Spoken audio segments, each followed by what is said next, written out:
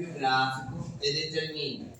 Eu tenho 3 perguntas aqui que eu pretendo colocar numa das questões da prova. A resistência interna que vai no gerador, e o R, a força eletromotriz, alguns chamam de FEM, em algumas literaturas, é dada pelo Epson, vamos achar, e a corrente de curto-circuito, ICC, corrente elétrica de curto-circuito, beleza? Geradores, aqui nós teremos a equação dele, que é a tensão, que é igual a força eletromotriz, menos a resistência interna vezes a corrente elétrica que passa por ele. Essa é a equação de geradores. Por exemplo, esse ventilador, aqui na condição em que ele está, ele é um receptor. A fórmula seria parecida com o sinal de mais aqui. Receptor porque ele recebe os elétrons que vêm da hidrelétrica, lá produz, gera a corrente elétrica e ele absorve. Então aqui a função dele é um gerador, é um receptor. Agora, se eu pego esse ventilador e coloco lá na fonte, lá na usina hidrelétrica de Itaipu, claro que ele numa dimensão muito maior, que aí eles passam a chamar esse motor aqui de turbina. Aí inverte. Em vez de ele receber eletricidade e se comportar como um receptor, não, ele vai receber a força externa das águas que vão movimentar as pás, que é o que acontece lá. Aí dentro, no corpo do motor, vai ocorrer uma variação de campo magnético.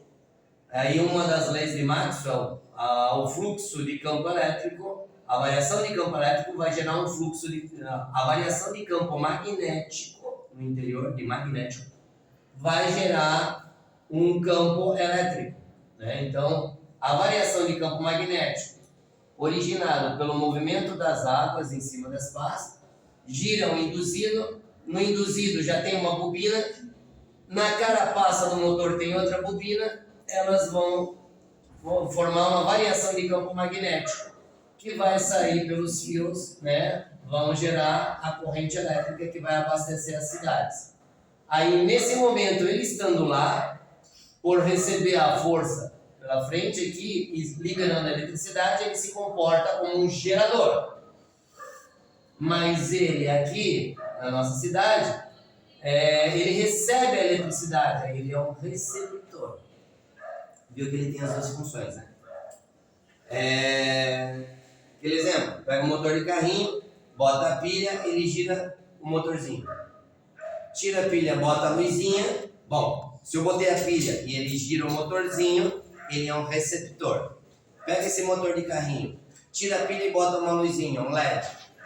Se tu girar com a mão, aqui o biquinho, o pino dele, aí ele se torna um gerador de eletricidade. Aí, então ele vai liberar a eletricidade, é a mesma coisa. Explicado o que é na definição um gerador, aqui nós temos um gráfico, né? Tensão versus corrente elétrica. Eles são inversamente proporcionais, né? Se eu aumento a tensão, DDP, potencial ou voltagem, são todos sinônimos que vocês vão encontrar no vestibular. Se eu aumento a tensão, eu diminuo a corrente elétrica, né? Nós temos a tomada 220 volts, beleza? Mas a corrente elétrica, se medir o medidor lá, o multímetro, vai marcar uns 2 amperes, né? 220, 2 amperes. Olha a inversão, bateria de carro, 12 volts, tem em torno de uns 60, 70 amperes, dependendo da bateria. Então, quer dizer, eles são inversos, beleza? Dá para notar no gráfico. Se eu estou com 20 volts, estou com 5 amperes. Mas isso aqui é um modelo só, né? Exemplificado. Se eu baixar a voltagem para 14, tu vai ver que eu diminuo a voltagem, mas a amperagem aumenta. O de 14 foi para 8. Certo? É isso que ocorre, uma inversão. A resistência interna do gerador e a força eletromotriz. Eu consigo fazer esses dois, tanto a resistênciazinha, que eu vou encontrar agora, quanto a minha força eletromotriz, numa pancada só, se eu mergulhar na matemática. Vamos considerar isso aqui como sendo um ponto A, certo?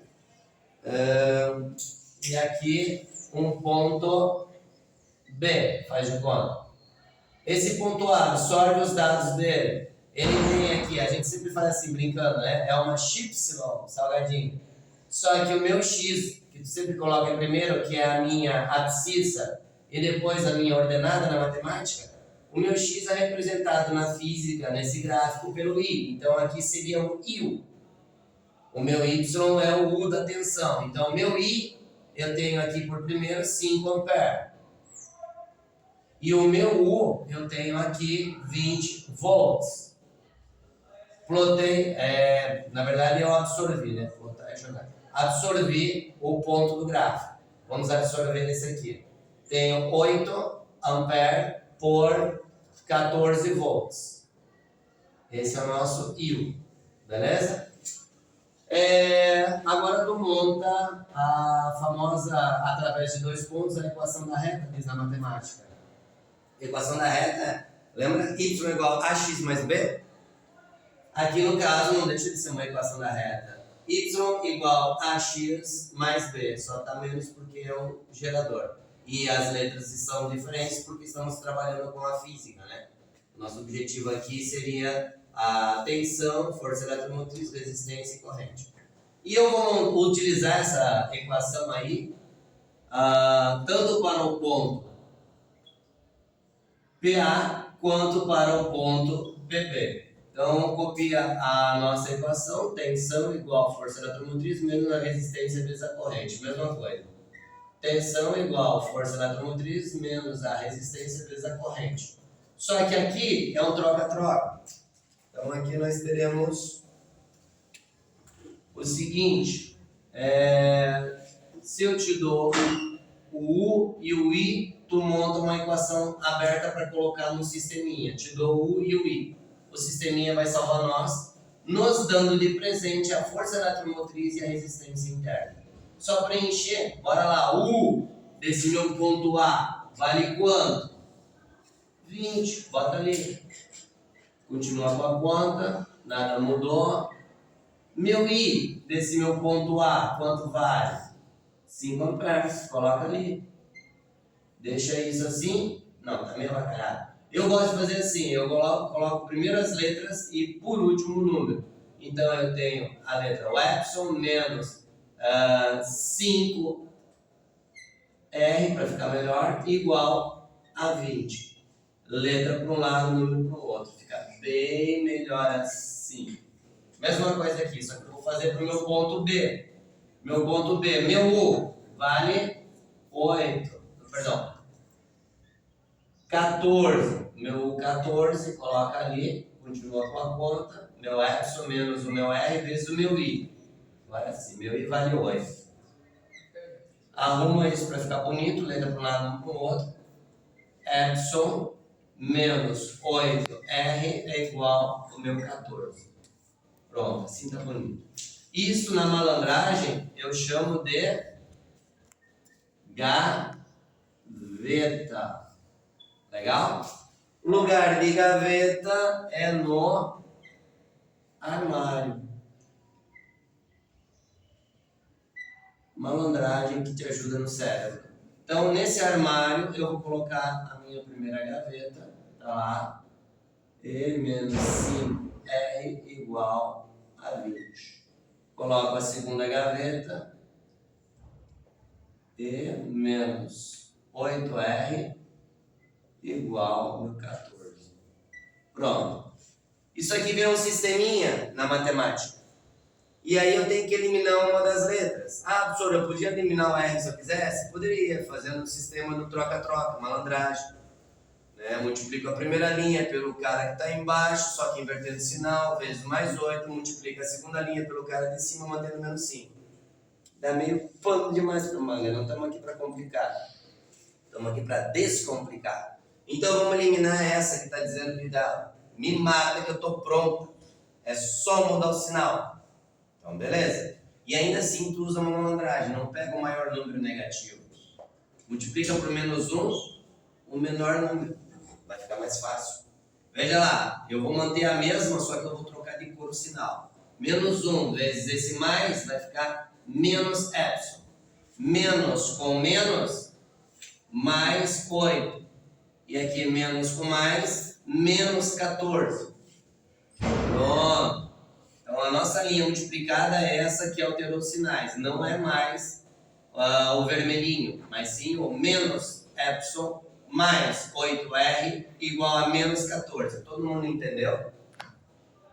Para não precisar copiar de novo. Aí aqui canta a musiquinha, né? Fum, fum, fum, fum, fum, fum, fum, fum. Morreu. Porque se eu tenho mais epsilon menos epsilon, neutraliza, dá zero. Aqui eu tenho mais 8 repolhos menos 5 repolhos, 3 repolhinhos. Pronto. Aqui, 20 menos 14, 6. Multiplicando passa dividindo. Cortou, cortou. Eu tenho uma resistência de 2 resistência ohms. É isso aí. Grandeza, né? Ohms. Tirei 10, mamãe. Acertei a letra A. 2 ohms. Epsilon. Senhor, e o epsilon? Bom, eu fiz um sisteminha pela técnica da adição para achar a primeira variável, que foi o R. Agora eu vou continuar a fazer só que o sisteminha agora eu vou matar ele pela técnica da substituição, onde tu copia uma das duas gavetas, não a que foi alterada, mas a original. Eu vou ficar com essa de cima aqui, ó, que me parece bem simpática. Se eu fizesse com a de baixo, também daria certo. Então nós temos aqui epsilon menos 5R igual a 20. Técnica da substituição. Então nós temos epsilon menos 5 vezes o meu 2 igual o meu 20. 2 vezes 5, isso aqui vai dar menos 10. Menos 10, letra para um lado e para o outro. Meu epsilon é igual ao meu 20. Negativo passa para o outro lado, positivo. Encontramos então que o meu epsilon é igual a 30 volts. Que amor! Tirei 10, mamãe. Ganhei a letrinha B, certo? 30 volts. Vamos agora achar a corrente de curto-circuito. O que nós temos aqui? Aqui na corrente, tu tem que memorizar o seguinte, que quando tu faz um curto-circuito, tu junta os fios, antes de estourar todo o sistema, a corrente elétrica chega no máximo dela. Então eu quero saber até onde vai esse máximo da corrente elétrica antes de explodir esse sistema todo. É isso que eu vou descobrir. Só sei de uma coisa, quando chegar nesse máximo e explodir, por acaso vai continuar alguma voltagem ali? Não, minha voltagem vai a 0. Então, isso é uma decoreba que tu tem que fazer. Quando que é a corrente de curto-circuito? Quando a voltagem, a tensão for 0. Aí tu copia a fórmula, né? Então aqui nós temos a fórmula da tensão. U menos a força, igual a força eletromotriz, menos o R vezes o I. E pela definição, tu descobriu que o teu U vale 0. Continua. Teu epsilon tu já descobriu, vale 30 volts. Ah, prof, quer dizer que se eu errar as anteriores, melou essa.